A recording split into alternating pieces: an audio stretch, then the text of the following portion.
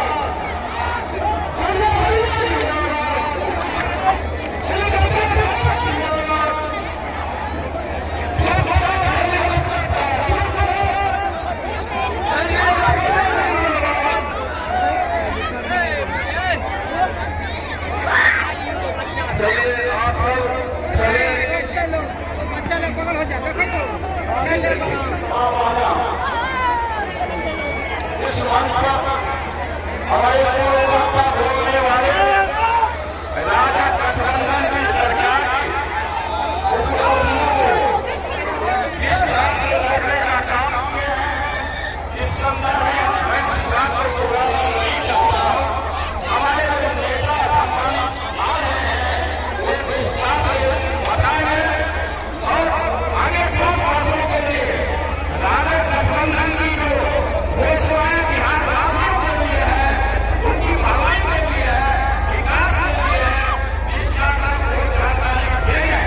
आगे बढ़े 6 नवंबर को राजा गठबंधन के उम्मीदवार को जो छाप है उस छाप पर बटन दबा करके जिलाने का काम करेंगे।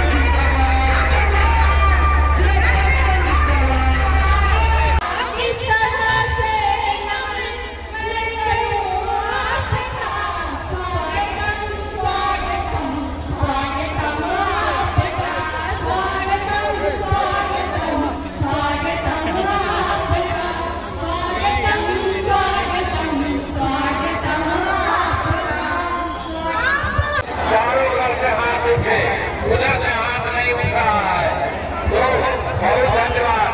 तो क्या विजय के माला हम और चिराग दोनों इनको पहना दें? फिर से बोलिए, पहना दें। इधर माँ बहन भी कहे पहना दें। तो चलिए, ये आशा कि 14 तारीख को बूथ नंबर पर ईवीएम में मेरे हमारा हेलीकॉप्टर पर आप लोग बटन दबाइएगा, ऐसा आपने कहा। तो हम लोग संजय पासवान जिंदाबाद, हेलीकॉप्टर साहब जिंदाबाद, हेलीकॉप्टर साहब जिंदाबाद, चिराग पासवान जिंदाबाद, जीतनराम मांझी जिंदाबाद, बिहार के पूर्व मुख्यमंत्री जीतनराम मांझी जिंदाबाद।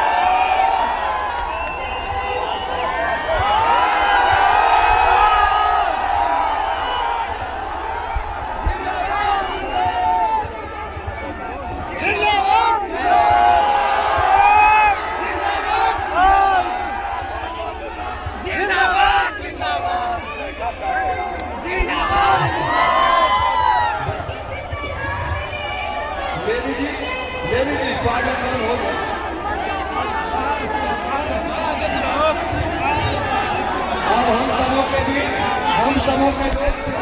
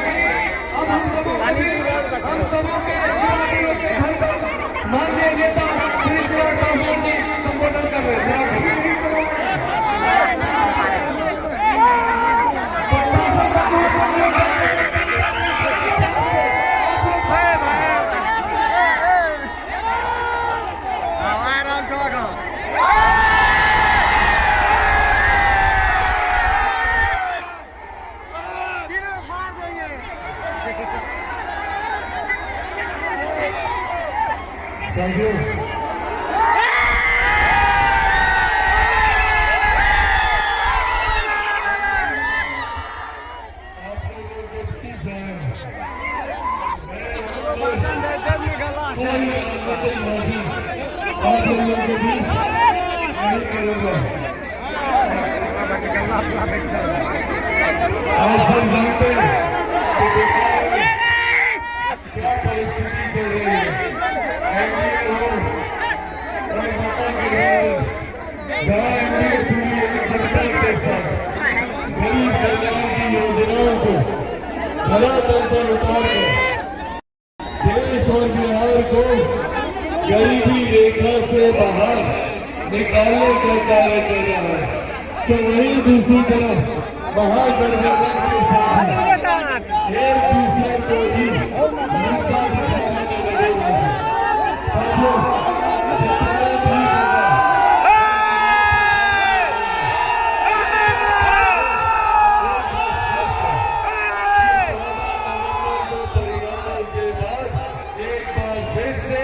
बिहार में एनडीए की सरकार बनने जा रही है।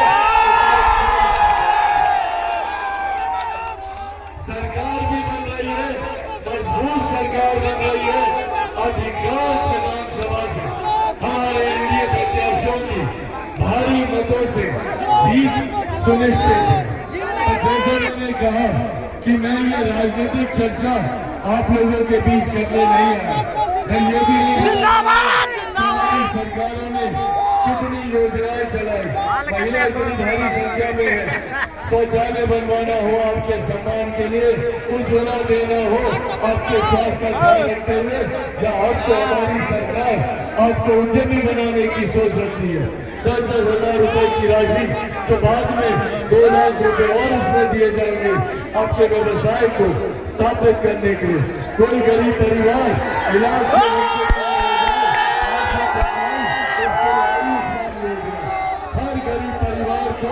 राशन की चिंता न हो, इसका श्रेय मैं मेरे नेता, मेरे पिता आदरणीय रामविलास पासवान जी को भी दूंगा कि आज उनकी वजह से प्रधानमंत्री गरीब जन कल्याण अन्न योजना, जिसकी वजह से आज देश में 80 करोड़ लोगों को मुफ्त में अनाज दिया जा रहा है।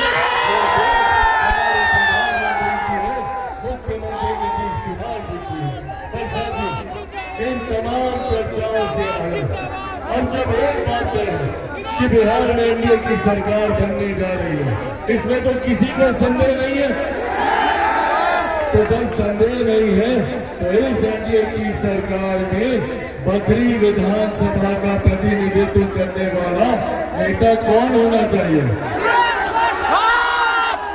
ये नेता एनडीए का प्रत्याशी तो होगा ही होगा। ये नेता लोक जनशक्ति पार्टी रामविलास का नेता तो होंगे ही होंगे, पर उससे बड़ी बात ये मेरे छोटे भाई, उनको आप लोग यहाँ पर चुनाव, ये मेरा चुनाव है। यहाँ से आपको सिर्फ संजय पासवान एक विधायक के रूप में नहीं मिलने जा रहे, यहाँ से आपको चिराग पासवान भी एक केंद्रीय मंत्री की मेरे पिता की कर्म भूमि रही है। बगल के जिले खगड़िया में उनका जन्म, उनकी जन्मभूमि, और बेगूसराय की धरती को भी उन्होंने अपनी धरती माना। बखरी में उनका आना जाना बचपन से हम लोग दिलाना परंपरा में रहा। ऐसे में जिस दिन आप संजय पासवान जी को यहाँ से जिताइएगा तो सबसे ज्यादा खुश मेरे नेता, मेरे पिता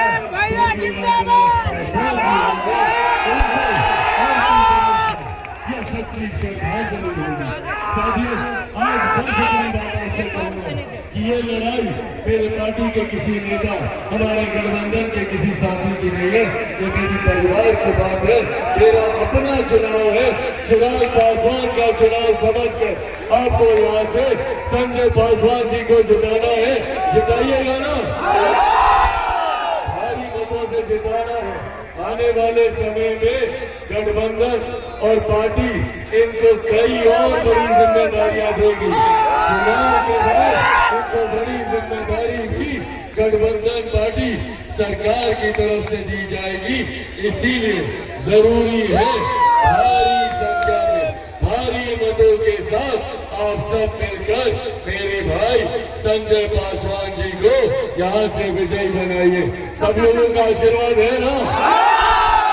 6 तारीख को जब आप लोग मतदान केंद्र जाइएगा तो कितना नंबर बटन दबाइएगा? कितना?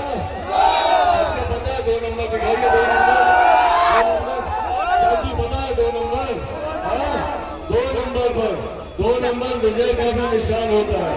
2 नंबर। और छाप कौन सा रहेगा? वो देखिए, वो है हमारा चुनाव चिन्ह। इसी के ऊपर बटन दबाकर आप सबको अपना आशीर्वाद देना है। आप सबका आशीर्वाद है ना संजय पासवान के लिए? तो जोरदार ताली बजा कर आपका आशीर्वाद देंगे। जय हिंद, जय बिहार।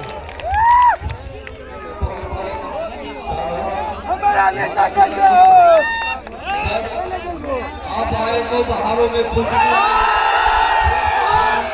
में भी खुशबू आई।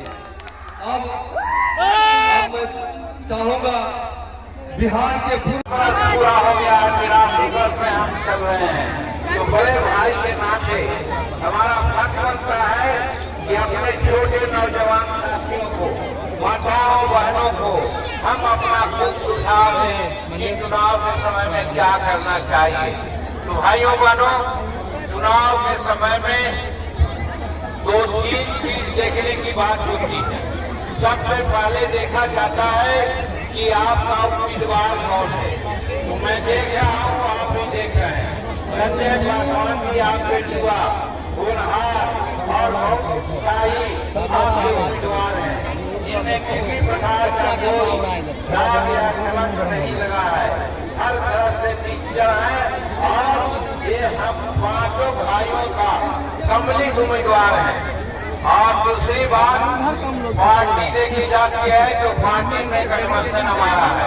गठबंधन में 5 पार्टी के लोग हम लोग हैं। उसमें आज बिहार में सरकार चल रही है। नीतीश कुमार बिहार के मुख्यमंत्री हैं, भारत के प्रधानमंत्री नरेंद्र मोदी जी हैं। डबल इंजन की सरकार इसको कहा जाता है।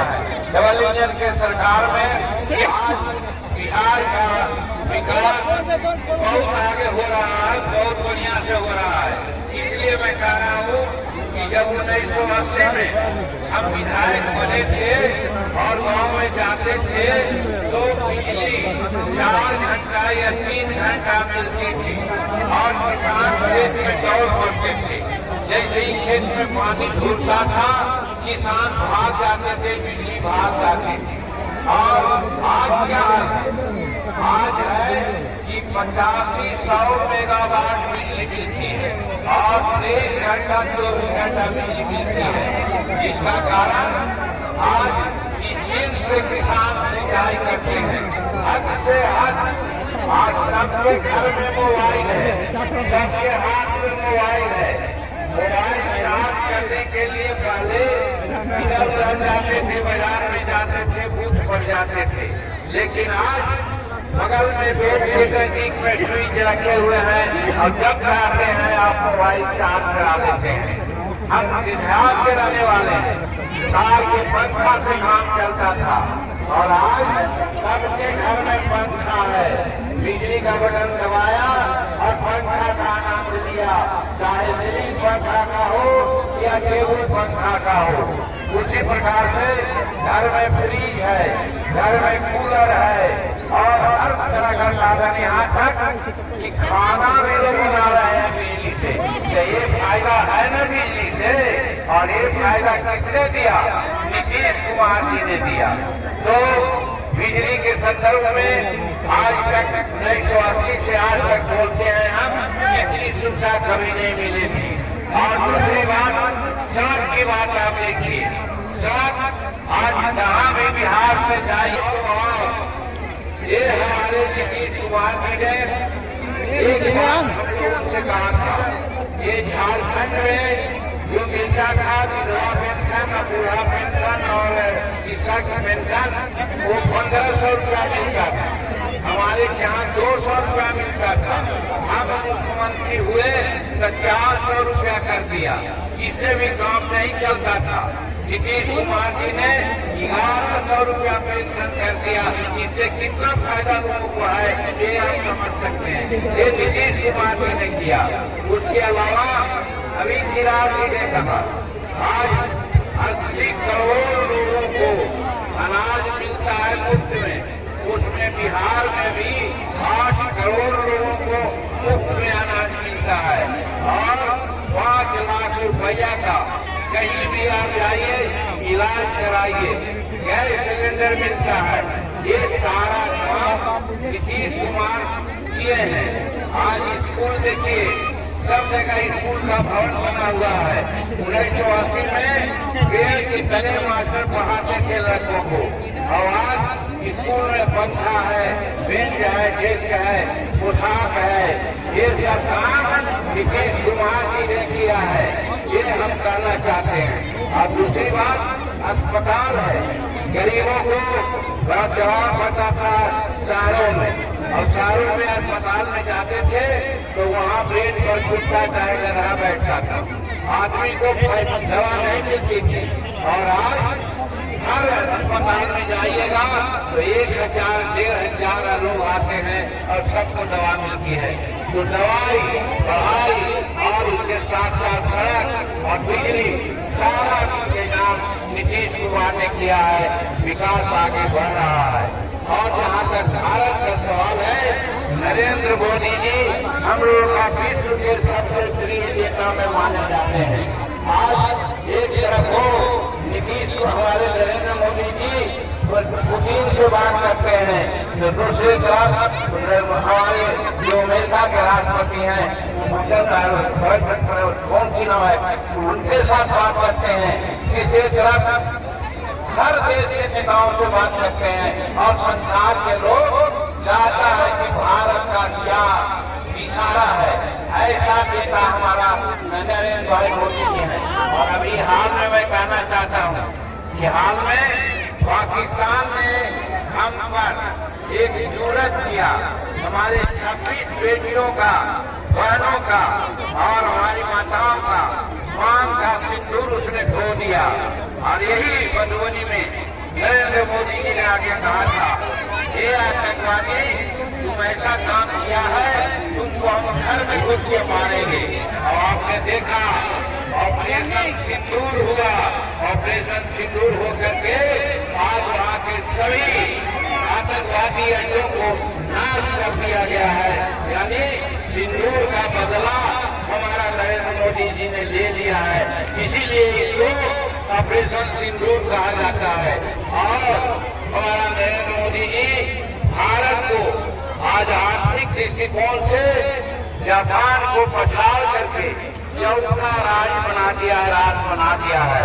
और 2030 तक कल्पना है कि संसार का तीसरा राष्ट्र बन जाएंगे, और 2047 तक भारत संसार का सबसे अव्वल राष्ट्र बन जाएगा आर्थिक दृष्टिकोण से।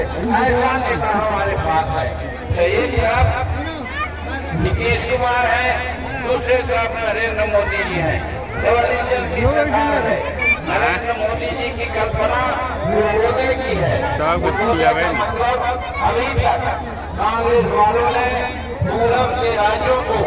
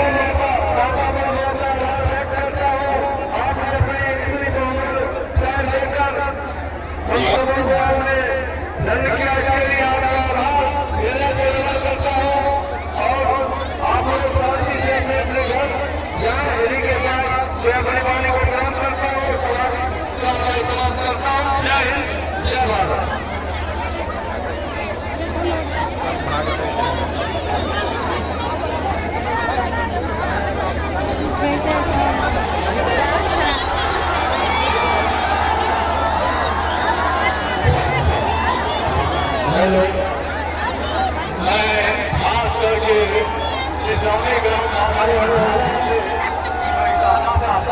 राहुल गांधी का आप लोग जो वोट का मतदान कीजिएगा उसमें राम का नाम